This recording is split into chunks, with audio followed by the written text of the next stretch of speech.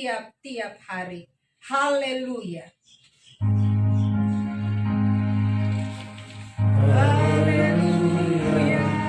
Haleluya. Haleluya.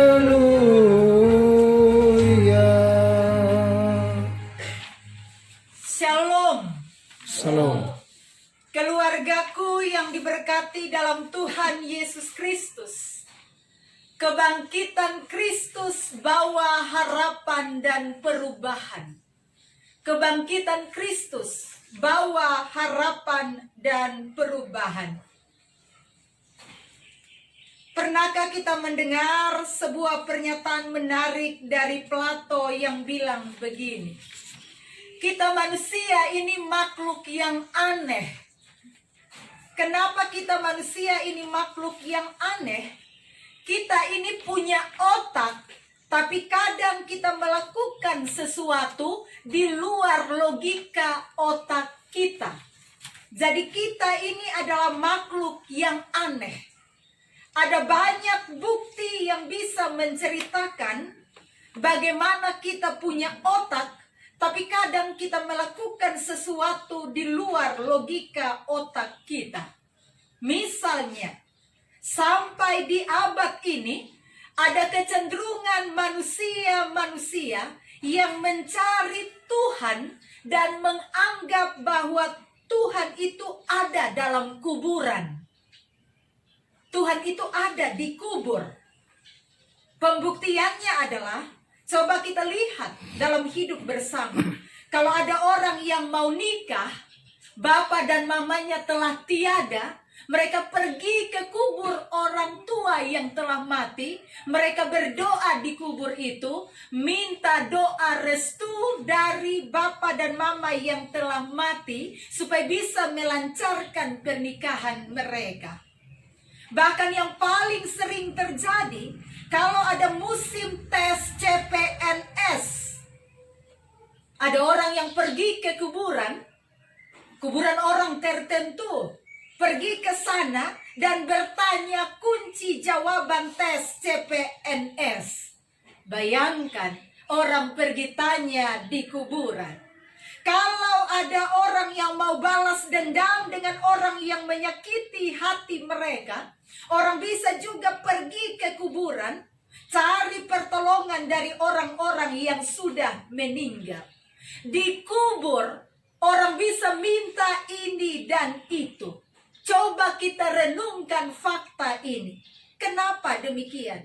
Karena ada orang yang beranggapan bahwa kubur itu punya kuasa. Orang yang sudah mati punya kuasa untuk melakukan apapun. Kita minta ini dan itu. Ada kelompok orang yang percaya bahwa ya bisa. Orang yang sudah mati bisa mengabulkannya. Pertanyaannya, benarkah orang yang sudah mati bisa melakukan sesuatu dalam hidup kita? Tentu tidak. Orang yang sudah mati tidak bisa melakukan apa-apa lagi. Orang yang sudah mati, dia sudah berubah menjadi tulang belulang.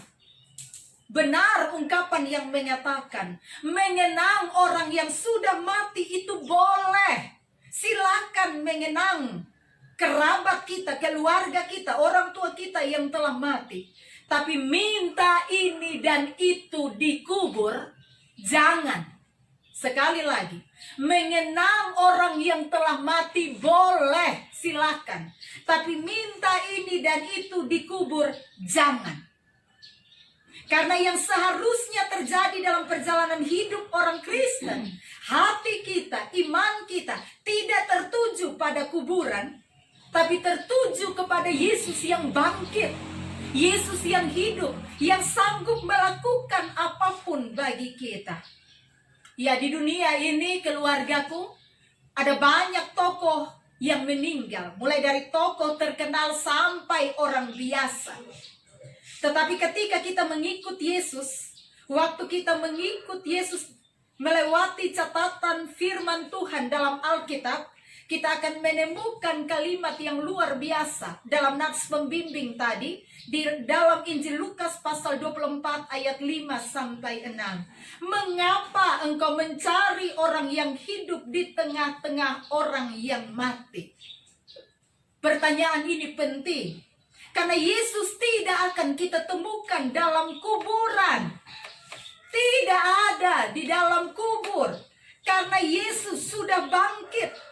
Dan ini menghasilkan pengharapan dengan kualitas iman yang berbeda. Dengan kalimat yang mengatakan, ia tidak ada di sini. Ia tidak ada lagi di kubur yang kosong itu. Yesus tidak akan kita temukan di kuburan. Orang Kristen yang ke kuburan tidak bisa menemukan Yesus. Kalau kita sandingkan dengan refleksi di awal ibadah. Kalau kita ke kubur, kita akan bertemu dengan tengkorak tulang belulang dari orang yang telah mati. Ada tengkorak para filsuf di sana. Ada tengkorak Plato, Aristoteles, Heraklitos, Herodotus. Ada tengkorak orang-orang paling besar dalam sejarah. Ada tulang belulang dari Napoleon Bonaparte, Genghis Khan, Hannibal, Joseph Stalin, Adolf Hitler, Mao Zedong. Dan nanti juga kalau kita mati, tulang-tulang kita akan ditemukan di kubur. Semua tulang dan tengkorak ada di kuburan. Tapi kita tidak akan menemukan tulang belulang Yesus. Kenapa? Sebab Yesus hidup. Yesus bangkit. Dalam iman kekristenan kita, Yesus mati, tapi ia bangkit hidup dari antara orang mati untuk memberikan harapan bagi kita. Yesus hidup untuk memberikan kemenangan bagi iman kita. Dan ini adalah berita iman yang sentral, yang tidak bisa dilumpuhkan oleh apapun. Sesuai berita kebangkitan Kristus menurut Rasul Paulus dalam surat 1 Korintus pasal 15 ayat 1 sampai 19 yang kita baca hari ini. Kalau kita baca dari ayat 12 sampai 19, itu ada kata pengandaian. Andai kata Kristus tidak bangkit, apa yang akan terjadi? Coba kita renungkan pertanyaan ini.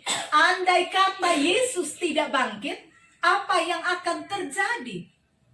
Catatan ayat 12 sampai 19 mengatakan kepada kita akan terus larut dalam kesedihan. Kita akan terus larut dalam kecemasan dan air mata. Hidup seolah-olah tidak ada harapan untuk memandang hari esok. Yang pasti, Yesus bangkit dari antara orang mati.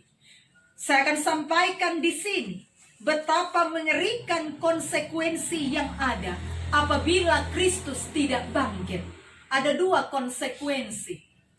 Dari catatan ayat 12 sampai 19 secara khusus. Konsekuensi yang pertama, andai kata Yesus tidak bangkit. Jika Yesus tidak bangkit, maka ia bukanlah Allah. Pernyataan ini penting karena secara jelas Yesus telah menyatakan bahwa ia adalah anak Allah. Yesus menyampaikan dalam catatan Injil lebih kurang 3 kali berturut-turut pada 3 kesempatan yang berbeda. Yesus memberitahukan perihal kematian dan kebangkitannya dari antara orang mati. Kalau kisah Yesus terhenti pada kematian, tentunya kita tidak akan menyaksikan Allah yang hidup. Tetapi kisah Yesus yang mati berlanjut sampai pada satu kata, kebangkitan. Dan kebangkitan Yesus, Yesus yang hidup menjadi puncak pernyataan dirinya sebagai Allah yang benar-benar hidup, Allah yang benar-benar ada. Kebangkitannya menunjukkan kepada kita bahwa ia adalah Allah. Tanpa kebangkitan, kekristenan tidak akan pernah ada. Sekali lagi, kekasih-kekasihku sekalian, tanpa Kristus yang bangkit, kekristenan tidak akan ada di dunia ini. Karena Kristen itu artinya pengikut Kristus. Kalau tanpa Kristus yang bangkit, semua orang yang dicatatkan dalam ayat 1 sampai dengan ayat yang ke-11, yang menyaksikan penampakan Yesus, mulai dari para murid, 500 orang, sampai dengan Rasul Paulus, akan melihat tokoh Yesus hanya sebagai guru yang baik. Orang yang melakukan mujizat-mujizat tidak lebih. Tetapi dengan kebangkitan Yesus, kita menyaksikan bahwa Yesus adalah Tuhan. Dan ini fakta penting yang tidak bisa diganggu-gugat oleh siapapun. Dengan demikian, makna kebangkitan Kristus menunjukkan karya penyelamatan yang luar biasa bagi umat manusia. Sampai dengan hari ini, keluargaku, sudah berapa kali kita ikut Paskah? Tergantung usia. Kalau usia kita masih muda, berarti jumlah kita ikut perayaan Paskah itu masih sedikit. Kalau usia kita semakin bertambah, jumlah perayaan Paskah itu semakin banyak kita hitung dalam hidup kita. Tetapi seberapa penting berita Paskah, Yesus yang hidup dan Dia adalah Allah, menyatu dalam kehidupan kita. Kalau Yesus bangkit, Dia juga berkuasa menolong kita dari berbagai kesedihan dan beban hidup. Paskah mampu menggeser batu kesedihan. Paskah mampu menggeser batu-batu karena air mata yang bercucuran karena kesusahan. Paskah mampu menggeser badai-badai hidup dalam hidup seseorang.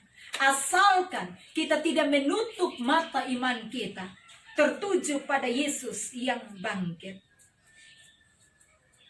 Keluargaku, Yesus itu benar-benar Allah dan Tuhan. Dia benar hidup. Dia benar bangkit. Ini bukan cerita dongeng. Ini bukan cerita sekedar turun-temurun dari generasi ke generasi. Tapi catatan firman Tuhan jelas menyatakan kepada kita.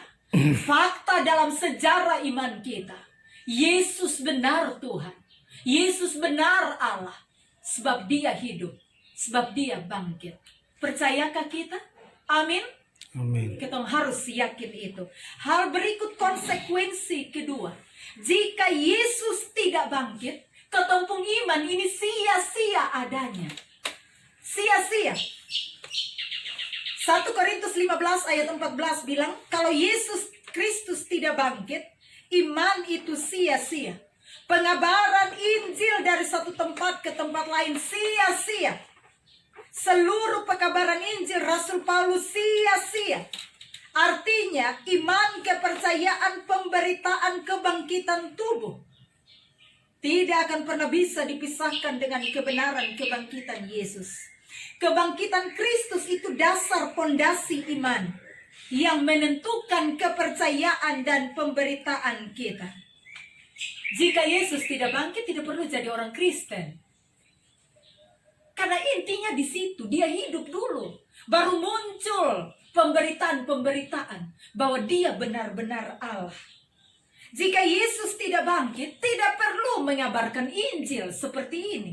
Karena Yesus hidup, ada pekabaran Injil. Dan ini membuktikan kepada kita bahwa Dia benar-benar luar biasa. Puji Tuhan, Yesus Kristus bangkit. Dan Rasul Paulus berkata, kebangkitan Yesus jadi jaminan iman. Kebangkitan Kristus jadi jaminan pemberitaan. Dan kebangkitan Kristus jadi jaminan kehidupan orang Kristen. Kalau Yesus tidak bangkit, kita jadi orang yang paling malang di dunia. Kalau Kristus tidak bangkit, kita adalah orang-orang yang tidak memiliki pengharapan dalam menjalani hidup ini. Di ayat 14b, kata sia-sialah, itu dalam bahasa asli Mataios. Mataios itu artinya kosong. Sia-sia, tidak berguna. Kalau Yesus tidak bangkit, ketumpung iman itu kosong. Kalau Yesus tidak bangkit, ketumpung iman sia-sia. Kalau Yesus tidak bangkit, ketumpung iman itu tidak berguna. Tapi fakta membuktikan, Yesus Kristus sungguh hidup.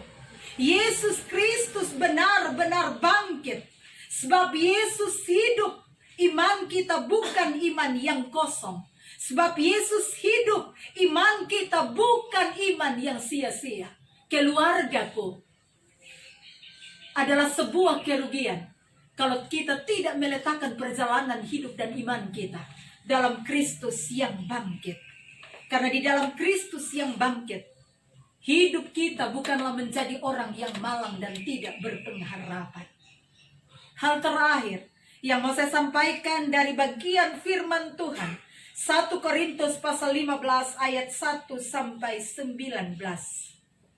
Kalau dari dua konsekuensi, andai kata Yesus tidak dibangkitkan, sudah kita lihat. Hal terakhir yang mau saya bagikan buat kita semua. Apa yang akan kita lakukan dengan Paskah tahun ini? Besok kita syukur Paskah. Tapi apa yang akan kita lakukan dengan Paskah tahun ini, keluargaku? Paskah itu harus menyentuh hidup kita. Pemberitaan firman itu tidak hanya sentuh di telinga saja, tidak turun sampai ke hati. Dia mesti berlanjut dari telinga, hati, dilanjutkan dalam kehidupan bersama. Artinya, kebangkitan Kristus bawa perubahan hidup. Kebangkitan Kristus bawa pengharapan dalam hidup kita. Sebagai pengikut Kristus, kita percaya bahwa kita ambil bagian dalam kematian dan kebangkitan Kristus, dan kita menunjukkan kualitas iman kita dengan meninggalkan dosa-dosa kita. Keluargaku, jangan lagi membiarkan dosa menguasai hidup kita. Artinya, kematian dan kebangkitan Kristus telah membebaskan kita dari perbudakan dosa. Tuhan Yesus itu sudah memberikan yang terbaik bagi kita. Dalam perjalanan hidup kita, anak-anak, suami, istri, bapak, mama. Apakah kita juga menempatkan Yesus sebagai yang utama dalam hidup kita? Wabah virus corona mengingatkan kepada kita. Kita tidak berdaya. Kita tidak punya kekuatan apa-apa tanpa Tuhan. Bersama Kristus yang bangkit, kita sanggup menghadapi apapun. Kalau Tuhan Yesus menempatkan kita sebagai pribadi yang bernilai, pribadi yang sangat berharga, Dia rela menderita, berkorban, mati, bangkit untuk kita. Apa yang menjadi respon iman kita? Berubah. Tempatkan Tuhan pada tempat yang pertama. Jangan karena baru ada virus corona bersemua ingat Tuhan. Jangan. Virus corona berakhir pun tetap ingat Tuhan. Karena Dia bangkit dan Dia hidup. Hanya hari ini berbeda. Saya kadang-kadang bingung dengan orang-orang di abad ini. Ada orang yang lebih mengutamakan uang. Uang. Senin sampai Minggu, tanggal 1 sampai 31 hanya uang. Kapan Tuhan? Ada orang yang setiap hari hanya urus kerja. Kapan posisi Tuhan ditaruh pada tempatnya? Ada orang yang sibuk dengan teknologi, handphone, gadget, TV, hobi, kesenangan. Kapan kita berikan waktu untuk Tuhan kita? Saudaraku, waktu kita hidup di dunia ini terbatas adanya. Di zaman yang makin canggih, orang bisa tidak lagi ada dalam penyembahan kepada Tuhan. Orang bisa menyembah berhala dalam berbagai bentuk. Kalau kita, ada tidak sesuatu yang menjadi berhala dalam hidup kita? Dalam berhala zaman modern, itu bukan kita ambil batu, kayu, terus kita sembah di situ. Bukan. Tetapi berhala modern adalah kita tempatkan sesuatu secara berlebihan. Melebihi posisi Allah. Itu berhala. Karena itu saudara-saudariku, keluargaku yang diberkati Tuhan, geser sesuatu yang lebih tinggi posisinya dari Tuhan. Kalau ada seseorang yang posisinya kita taruh lebih tinggi dari Tuhan, geser. Seseorang, sesuatu bisa jadi berhala modern abad ini. Jangan sampai sesuatu dan seseorang menggeser hati kita dari Tuhan Yesus yang bangkit. di hari Paskah ini membuktikan kepada kita bahwa apa yang tidak mungkin jadi mungkin. Berhenti sudah membiarkan hati dan hidup kita dikuasai oleh dosa. Berita sukacita Paskah mesti sampai dan hidup dalam kehidupan kita. Orang yang sungguh-sungguh percaya kepada Kristus yang bangkit tidak akan nyaman dalam bikin dosa. Tidak akan nyaman. Bagaimana dengan hidup kita? Dosa apa yang membelenggu kehidupan kita saat ini? Kalau Paskah bawa perubahan dalam hidup, orang yang bikin dosa tidak akan tenang dalam hidupnya. Orang yang bikin dosa tidak akan tidur nyenyak. Orang yang bikin dosa tidak akan rasa damai di hati. Anak-anak muda yang usia muda di tempat ini atau yang mendengarkan pemberitaan firman ini, ada orang yang betah dengan mabok, judi, suka mencuri, berkata kotor, hidup dalam kebencian dan dendam, pemalas masuk gereja, dan sederet dosa dan kejahatan lainnya. Berhenti sudah. Berhenti sudah. Karena Kristus yang bangkit itu bukan sekedar ketong ikut kebaktian Paskah. Kristus yang bangkit mesti diteruskan dalam kehidupan nyata kita. Kita mesti mengalami perubahan hidup. Lain dulu, lain sekarang. Yang lama sudah berlalu. Karena di dalam Kristus ada harapan yang membuat kita memandang hari esok dengan penuh pengharapan. Sadarkah kita? Ada satu hal yang mau saya sampaikan di sini. Kebangkitan Kristus itu hadirkan harapan di masa sulit. Tuhan terkadang izinkan ujian dan situasi sulit menghadang hidup kita. Tetapi ketika Tuhan mengizinkan ujian dan situasi sulit menghadang kita, Tuhan mau ajar kita melihat pimpinan Tuhan. Belajar bergantung pada Kristus yang hidup.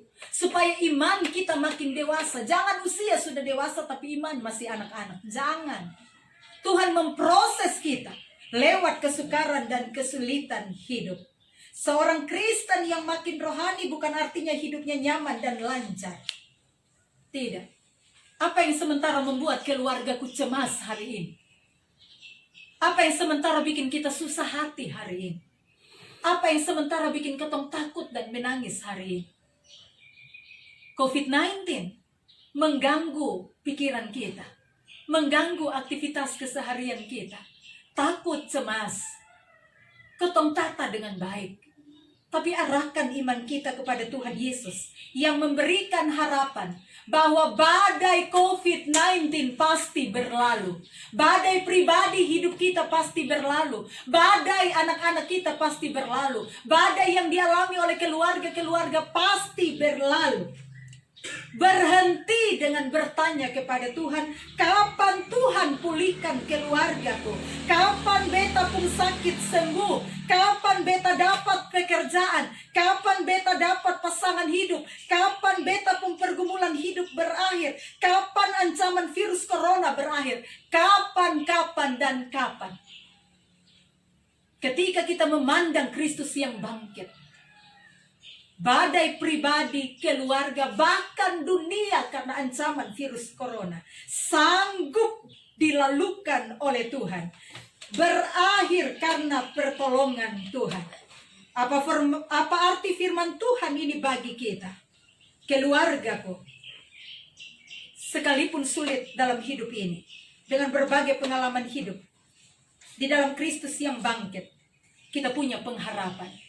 Sebab Dia hidup, ada hari esok. Sebab Dia hidup, ku tak gentar. Karena ku tahu Dia pegang hari esok. Hidup jadi berarti. Sebab Yesus hidup. Karena itu, landaskan iman kita pada Kristus yang bangkit. Bersekutu dengan Kristus di setiap waktu. Selagi nafas masih diberikan oleh Tuhan. Iman kita jangan tertuju pada kubur yang kosong. Karena di kubur tidak ada Yesus. Kubur kosong membuktikan Yesus hidup. Tuhan kita bangkit. Tuhan kita hidup, sanggup menolong kita dalam perjalanan hidup kita. Kalau saya bilang Pekik Paskah, Kristus bangkit, keluargaku mengatakan haleluya sebanyak 3 kali. Kristus bangkit. Haleluya. Kristus bangkit. Haleluya. Kristus bangkit. Haleluya. Selamat Paskah untuk jemaat Batu Karang. Selamat Paskah bagi keluarga-keluarga Kristen yang sementara beribadah. Yakinlah, kebangkitan Kristus bawa harapan dan perubahan. Haleluya. Yesus bangkit. Amin.